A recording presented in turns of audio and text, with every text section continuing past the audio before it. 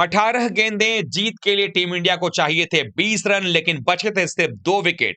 तिलक वर्मा का साथ देने आए बिश्नोई और इन दोनों ने मिलकर के हार के जबड़े से भारत के लिए जीत छीन लिया। कैसे इन दोनों प्लेयर्स ने मिलकर के हारी बाजी को पलट दिया। 18वें ओवर में वो कौन सा ऐसा करिश्मा हुआ जिसके बाद खेल पलट गया और इंग्लैंड को भारतीय टीम ने ऐतिहासिक धूल चटाते हुए सीरीज में 2-0 की बढ़त हासिल कर ली। आखिरकार क्या है पूरी कहानी, आपको हम इस वीडियो में बताने वाले हैं। वीडियो पूरा देखिएगा, पसंद आए तो लाइक कीजिएगा, शेयर करिएगा दोस्तों में, और चैनल पर पहली बार आए हैं तो क्रिक रोस्ट की फैमिली में सब्सक्राइब बटन दबा करके अभी शामिल हो जाएगा। चलिए वीडियो को शुरू करते हैं।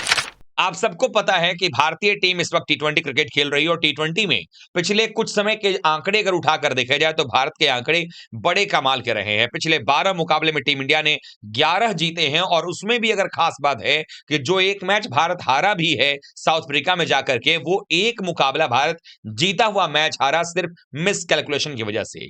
पिछले साल 2024 की बात करें तो भारत ने 26 मुकाबलों में 24 जीते थे। 2025 में शुरुआत पहले 2 मैच में 2 जीत के साथ हुई है। सीरीज में अभी भी 3 मैच बचे हुए हैं, लेकिन भारत का एम सिर्फ 3 मैच जीतना नहीं होगा। भारत का एम होगा इस पूरे सीरीज में इंग्लैंड का व्हाइट वॉश करने का। लेकिन टीम इंडिया के पास जो प्लेयर्स हैं वो इस बात के लिए क्या भरोसा दे रहे हैं? दो जवाब है कि हां, दे रहे हैं। अगर ओपनर्स नहीं चल रहे हैं तो मिडिल ऑर्डर चल रहा है, मिडिल ऑर्डर नहीं चल रहा है तो लोअर मिडिल ऑर्डर चल रहा है। और जिस प्रकार से भारतीय टीम बल्लेबाजी कर रही है, गेंदबाजी कर रही है, फील्डिंग कर रही है, उससे यह तय हो चुका है कि 2026 का टी20 वर्ल्ड कप जो होने वाला है उसके लिए भारतीय टीम बिल्कुल तैयार है। इंग्लैंड के खिलाफ भारतीय टीम को इस मुकाबले में चेन्नई के मैदान पर 166 का टारगेट मिला।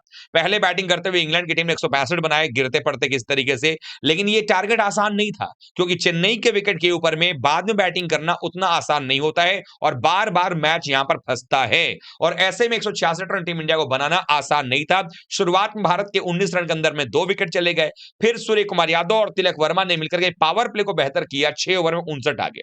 लेकिन एक समय ऐसा भी आ गया जब 17 ओवर का खेल खत्म होते होते भारत ने 146 रन तो बना लिए, लेकिन भारत के 8 विकेट गिर गए थे और बची थी 18 गेंदें। जीत के लिए चाहिए थे 20 रन और मान्यता प्राप्त बल्लेबाज के नाम पर क्रीज पर मौजूद थे सिर्फ तिलक वर्मा।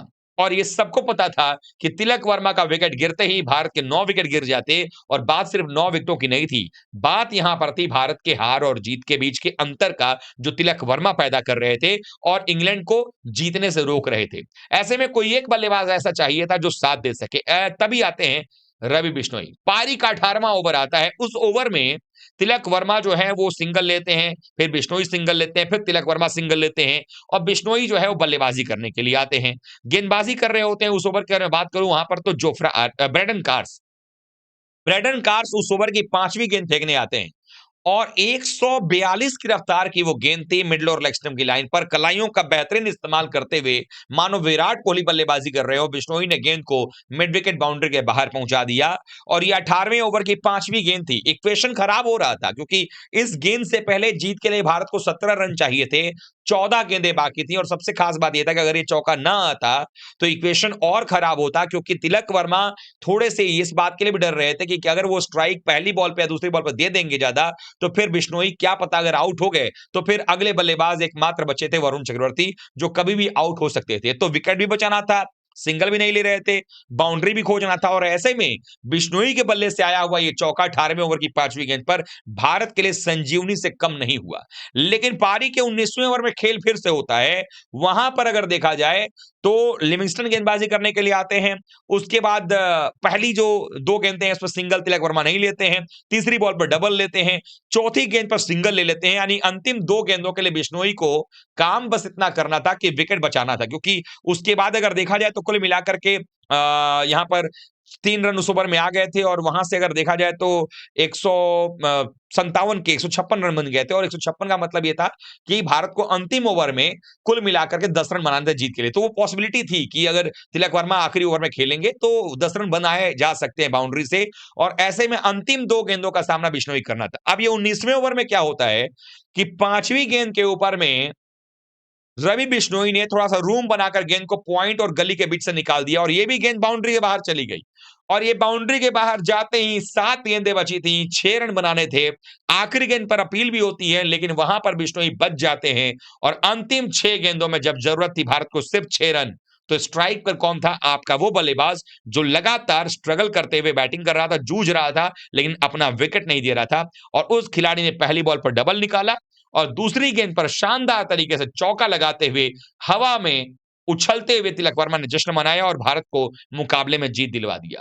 यानी कुल मिलाकर देखें तो तिलक वर्मा की जो 55 गेंदों में 72 रनों की नाबाद पारी थी, इसने ये बात साबित कर दिया कि टीम इंडिया चाहे किसी भी परिस्थिति में हो, भारतीय टीम हार नहीं मानने वाली है।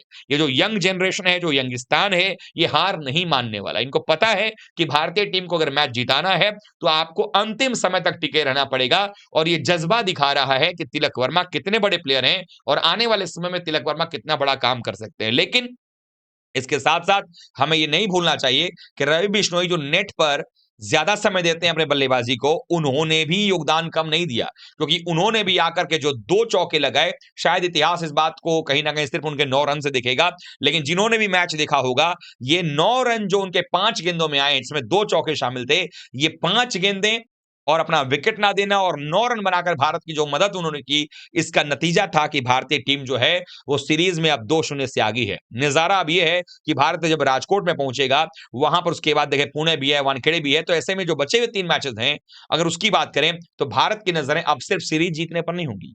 टीम इंडिया की नज़रें होंगी इंग्लैंड के खिलाफ वनडे सीरीज़ से पहले इंग्लैंड का सूपड़ा साफ करके इंग्लैंड को दबाव में लेकर के आने का। क्योंकि अगर आपने उनको दबाव में लाया, वनडे सीरीज़ में भी आप उनको हराते हैं, तो आप एक जीत और बड़े वो मनोबल के साथ में आप पहुंचेंगे चैंपियंस ट्रॉफी में और चैंपियंस ट्रॉफी में फिर आपके सामने बाकी जो भी टीमें होंगी उसके खिलाफ आपके पास एज होगा, आपके पास ये रहेगा कि आपकी टीम फॉर्म में चली आ रही है। जो लगातार हम हारे हैं सीरीज़, चाहे आप ऑस्ट्रेलिया में आप देख लें, चाहे आप न्यूज़ीलैंड के खिलाफ हम हारे हैं, उन हार को भुला करके लगातार बैक टू बैक 2 सीरीज़ अगर आप जीत करके चैंपियंस ट्रॉफी जाएँगे, तो माहौल अलग रहेगा, टीम खुश रहेगी और टीम का माहौल बेहतर बनता नज़र आएगा। इसीलिए इस टीम में आप ये कह सकते हैं कि भारत ये मैच हार चुका था। 17वें ओवर तक मैच भारत के हाथ से जो है वो निकल चुका था, लेकिन 18वां ओवर जो था, उसमें रवि बिश्नोई और तिलक वर्मा ने जो कमाल किया, उसी का नतीजा था कि 18वें और 19वें ओवर ने पूरा गेम बदल दिया और जो इंग्लैंड का मंसूबा था, इंग्लैंड के जो ख़्याल थे कि वो मैच जीत जाएँगे, सीरीज़ बराबर कर लेंगे और इंटरेस्टिंग बनाएँगे सीरीज़ को,